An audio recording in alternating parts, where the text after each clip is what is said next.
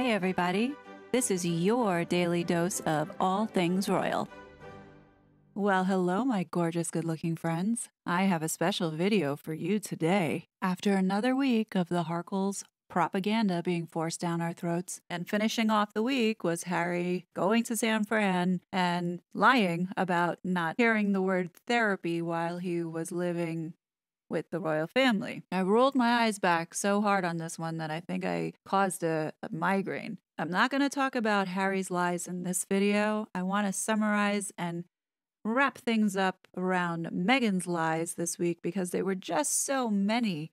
And I want to make sure that my video reminds everyone of the things that had been said in the past that contradict Meghan's new image that she's trying to force onto the world around her image. It is clear that she's trying to rebrand herself. I lost count at how many times she has attempted to do this, so now it's just comical because people are calling her out on her shit.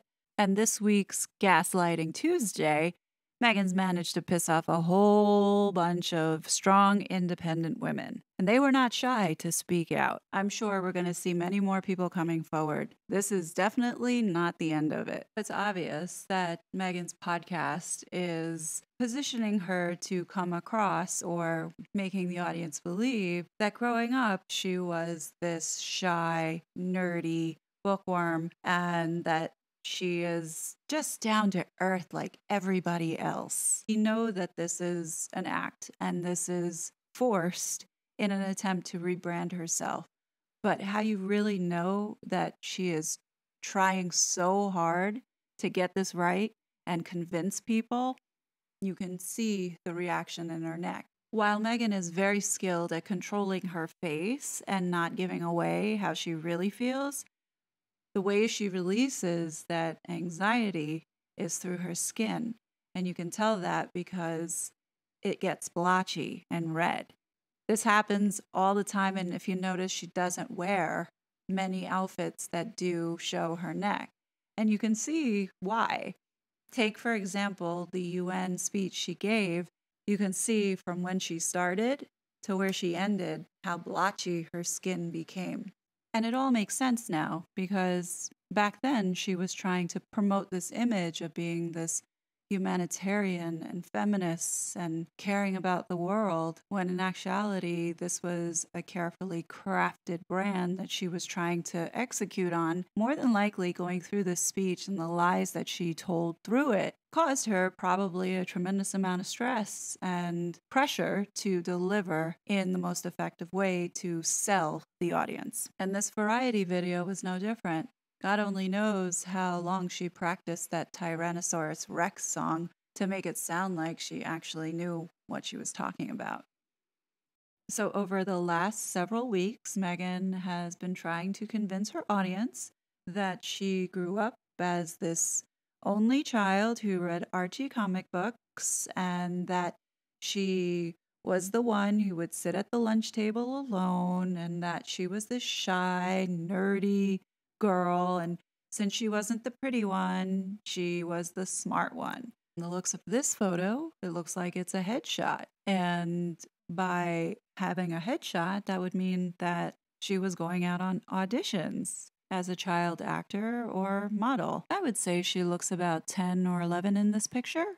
Let me introduce you to Atom Whitman, and that's atom like atom bomb. This article came out in December 2017 by The Mirror, when nobody was paying attention. Definitely not in the United States, we saw it. She was still fairly unknown for any of us to care. The article begins. A kick in the shins taught Meghan Markle's classmate what stuffy royals will soon learn if they mess with her. And former primary school pal Atom Whitman believes Prince Harry would easily be brought into line by his bride-to-be after she gave him what for at the age of 11. Adam, 35, says, "She kicked me in the shin once because I said something out of turn." And he feels Harry will face the same reaction if he ever oversteps the mark. "I'm sure Meghan will straighten him out," he adds. Adam, Now a businessman in Los Angeles recalls his playground row with Meghan as he spoke about their time together at the Hollywood Little Red Schoolhouse. They were at the primary school from the ages of 5 to 11, and Meghan was a year older. Describing his run-in with the future Princess Henry of Wales, Adam said, "We were over by the stairs between the back playground and the main building. I don't remember what I said, but I'm sure it was something shitty. I was 4 feet 5 inches tall, in year below, and making it up for it by being talkative and loudmouth. It's funny looking at her now as someone who's about to marry into the British royal family and remembering that kick. She certainly knows how to stand her ground. We were standing face to face. I said something out of turn, and she got mad and kicked me. We both got dragged to the principal's office for a meeting. It was a big deal. After talking with everybody, they made us sit face to face and apologize to one another. Her face looked like she thought she had nothing to apologize for. We were both stubborn. Fortunately, the punishment wasn't any more serious. She didn't get suspended or anything.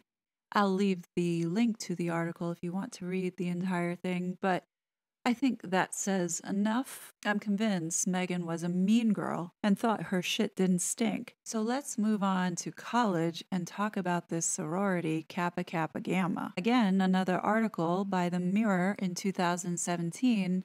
This time, it was before she was engaged, dated September. Apparently, Meghan was a part of a sorority that was infamous for partying. The article says, one of her favorite haunts is said to have been a bar that has since been shut down following a battle with authorities over underage drinking. We also uncovered an article from the College News magazine in which Meghan herself joked she put on a stone after binging on Burger King in her freshman year. Interviewed by the magazine in 2014 after returning to the Northwestern campus for a Q&A session alongside fellow cast members of TV show Suits, she said, "It's surreal because I haven't been back since I graduated. And as I'm walking around, I remember things like the schlep of getting to South Campus from up north. And while the prince partied with his exclusive group of pals, Meghan was at college with members of her own posh pack. Hers was an all-female sorority called Kappa Kappa Gamma, with a reputation for hard partying and social climbing. Current KKG member Melania Hildeglow told the Sunday Mirror that Meghan had been a popular member of the student body. Melania continues to say, "We're intelligent hot messes. The thing we all have in common is that we are all very driven, ambitious, and passionate. Meghan was the recruitment chair of the sorority during her time here. She was in charge of bringing in new girls. You have to be a very friendly and outgoing person for that role." Might I add that this article makes note that Meghan was a typical party-loving student who allegedly used fake IDs to go clubbing. Oh, this story gets better. It goes into saying, former pals told how Meghan had her eyes firmly set on Hollywood even back then, and would often sneak off for secret auditions for TV commercials. Still, she found time to let her hair down in the Windy City. One former student claimed, "Meghan had a fake ID during her time at university and told us about it when she visited the campus in 2014. She said she used it to drink at the Keg, which was a popular student bar for years, and she also got a job at a club in the city." Really? Here's a fun fact. The Keg of Evanston later lost its liquor license after 36 years as a student's favorite following a battle with city officials over underage drinking. Now it's a trendy bar and restaurant. Former general manager Chris Nora of the Keg says, "It was a shithole full of underage drinking girls and crazy boys starting fights. It doesn't surprise me Meghan had a fake ID." Let's circle back to Meghan's sorority sister, Melania. I'm going to let you look at the scrolling of her LinkedIn profile.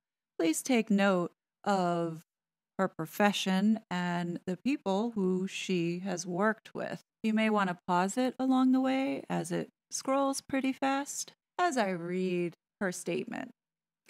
Current KKG member Melania Hidegel says Meghan had been a popular member of the student body. People were drawn to Meghan because she had such a thirst and an explosive personality. She was very persuasive, and in her role as recruitment chair of the sorority, that was obviously an important asset. New girls she brought in bought into her as a person, which is easy to see. They loved her energy and confidence. But then there was a classmate by the name of Anne Mead, and she commented, I think some people were put off by her assertiveness, and some can find that type of person threatening. Well, you don't say. I find it really sick that this woman is trying so hard to change her past when the more that she continues to lie, since we have witnessed and have evidence of her lying, everything has to be checked.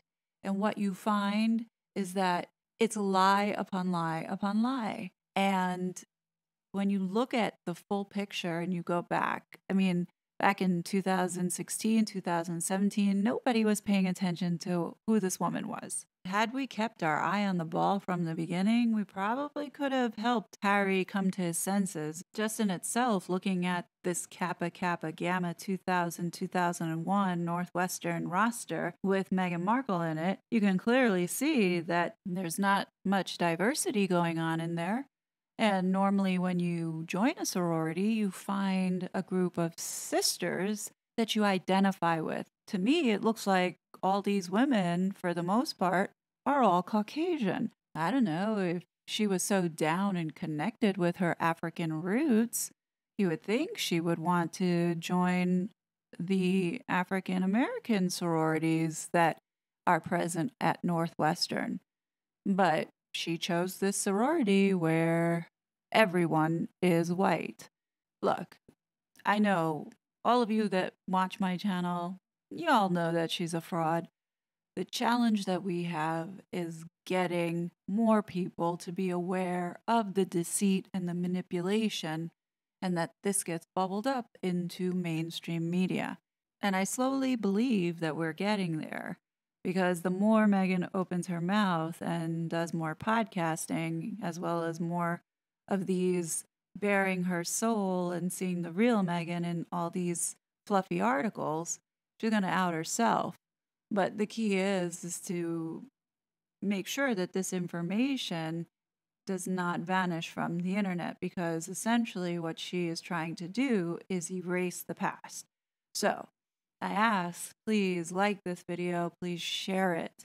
And if you haven't subscribed, please, because I've got more content that I will be bringing out, and I'm looking forward to sharing it with you. So on that note, let me know what you think, and I will be back with more.